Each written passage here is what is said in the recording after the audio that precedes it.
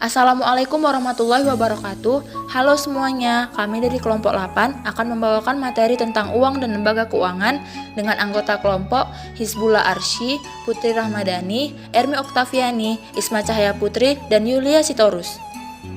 Berikut materinya. Sebelum memasuki pembahasan yang lebih lanjut, ada baiknya kita mengetahui apa itu uang. Uang dalam pengertian sempit atau sederhana adalah alat pembayaran yang sah yang diterbitkan oleh pemerintah atau bank sentral, baik berbentuk kertas maupun logam, yang memiliki nilai atau besaran tertentu yang tertera pada kertas atau logam yang dimaksud, yang penggunaannya diatur dan dilindungi dengan undang-undang.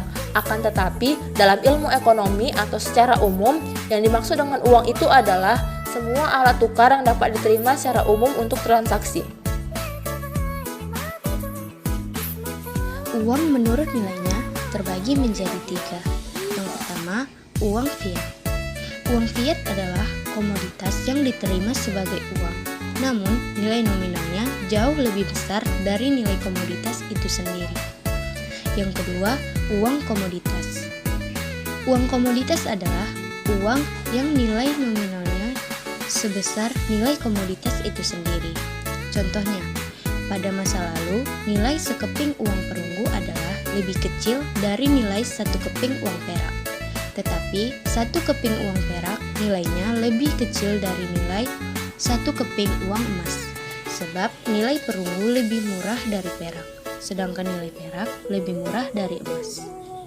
Yang ketiga, uang hampir liquid sempurna. Uang hampir liquid sempurna adalah suatu aset yang dapat dijadikan sebagai uang, namun tidak semua pelaku ekonomi mau menerima sebagai alat pembayaran karena harus ditukarkan terlebih dahulu dengan uang liquid jika ingin digunakan pada seluruh pelaku ekonomi. Contohnya seperti cek yang dapat dipakai di beberapa tempat sebagai alat pembayaran yang dapat dicairkan menjadi uang sungguhan. Lalu, macam-macam uang. Uang terbagi menjadi 2 macam. Yang pertama, uang kartal.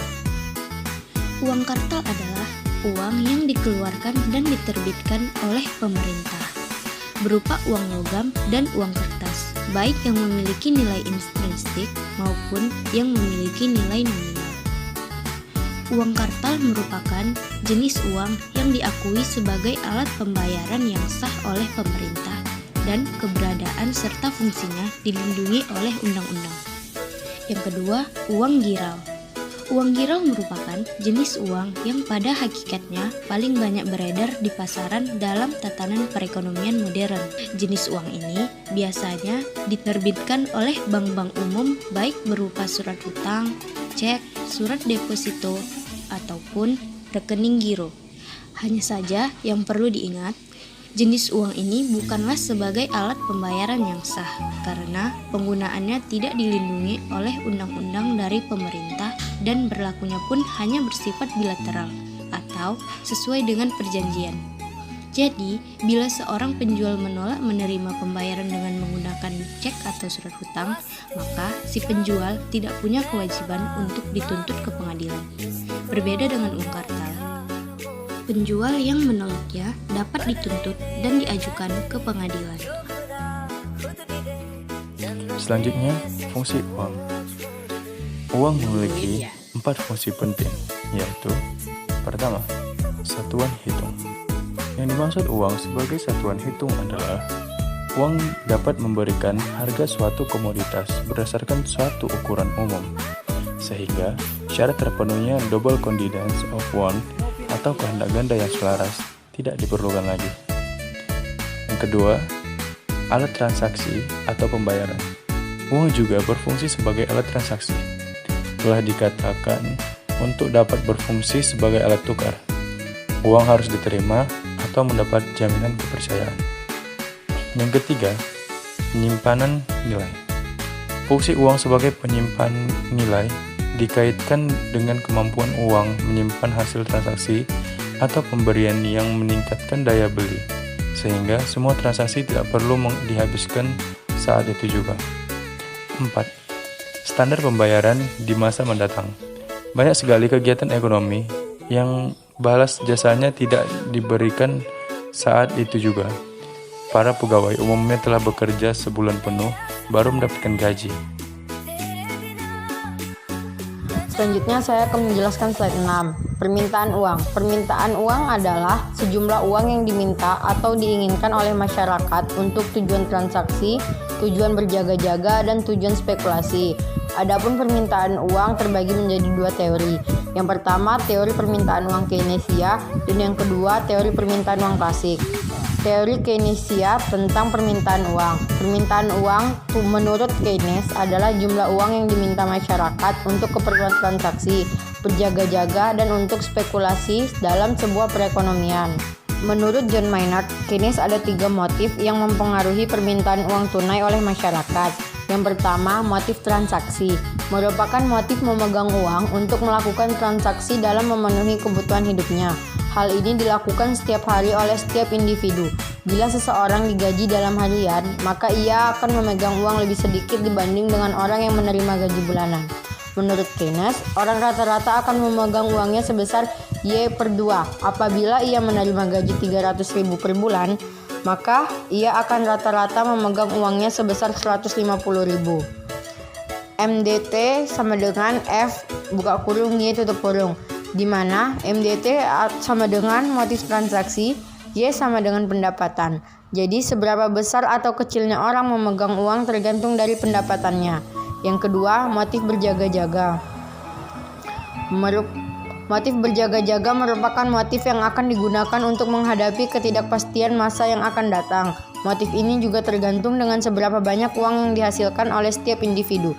Jika semakin besar, maka uang yang digunakan untuk berjaga-jaga juga relatif lebih besar. Jadi, motif ini juga dipengaruhi oleh pendapatan. M1 sama dengan MDT tambah MDP. M1 sama dengan F buka kurung Y tutup kurung, di mana MDT sama dengan motif transaksi, MDP sama dengan motif jaga-jaga, Y sama dengan pendapatan. Dan yang ketiga adalah motif spekulasi, merupakan motif yang menyatakan bahwa uang merupakan salah satu alternatif bentuk aset selain bentuk aset lainnya. Misal, kita memegang uang untuk berjaga-jaga dan mengantisipasi jikalau nantinya ada surat berharga yang kita rasakan sesuai dengan yang diharapkan, sehingga dapat memperoleh keuntungan ataupun pendapatan dari kepemilikan surat berharga tersebut. Rumusnya M2 sama dengan G buka kurung I tutup kurung, di mana M2 sama dengan permintaan uang untuk spekulasi, I sama dengan suku bunga. Yang kedua adalah teori klasik. Teori klasik menyatakan permintaan uang sepenuhnya merupakan fungsi dari pendapatan dan suku bunga tidak mempunyai pengaruh pada permintaan uang. Teori klasik meyakini bahwa orang memegang uang hanya untuk melakukan transaksi dan tidak mempunyai kebebasan dalam hal jumlah uang yang ingin dia pegang. Lembaga keuangan. Lembaga keuangan adalah lembaga yang kegiatan utamanya menghimpun dan menyalurkan dana dengan motif mendapatkan keuntungan. Porsi terbesar asetnya merupakan aset finansial. Fungsi utama lembaga keuangan adalah sebagai perantara pihak-pihak yang membutuhkan uang modal atau pemakai dana dengan pihak-pihak yang memiliki pemilik dana. Lembaga keuangan dapat dibedakan menjadi 4, yaitu pertama, A. Lembaga keuangan perbankan atau Banking Financial Institution. Berdasarkan Undang-Undang Nomor 7 Tahun 1992, sebagaimana diubah dengan Undang-Undang Nomor 10 Tahun 1998 tentang perbankan, bank didefinisikan sebagai badan usaha yang menghimpun dana dari masyarakat dalam bentuk simpanan dan menyalurkan kepada masyarakat dalam bentuk kredit dan bentuk-bentuk lainnya. B. Bank sentral. Fungsi utama paling mendasar dari sebuah bank sentral suatu negara adalah mengatur jumlah uang beredar dalam perekonomian.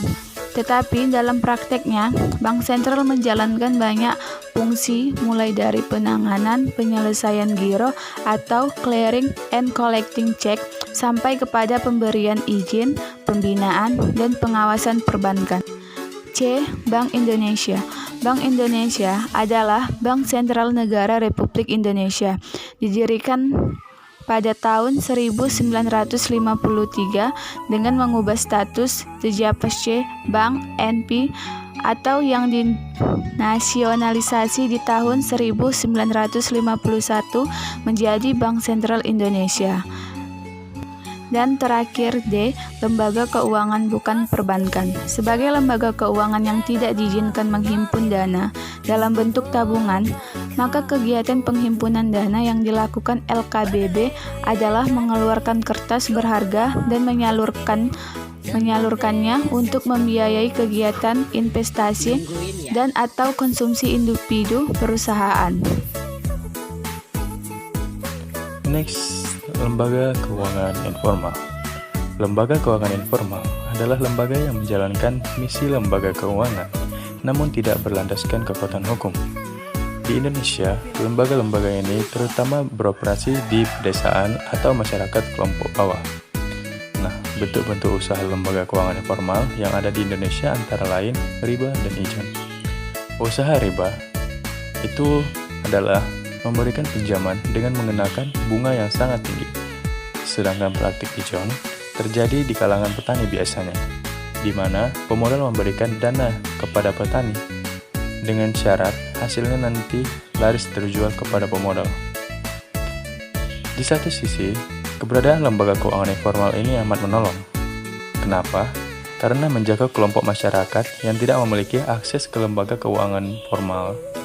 Namun, di sisi lain, biasanya modal yang diberikan kepada peminjam itu bunganya sangat tinggi.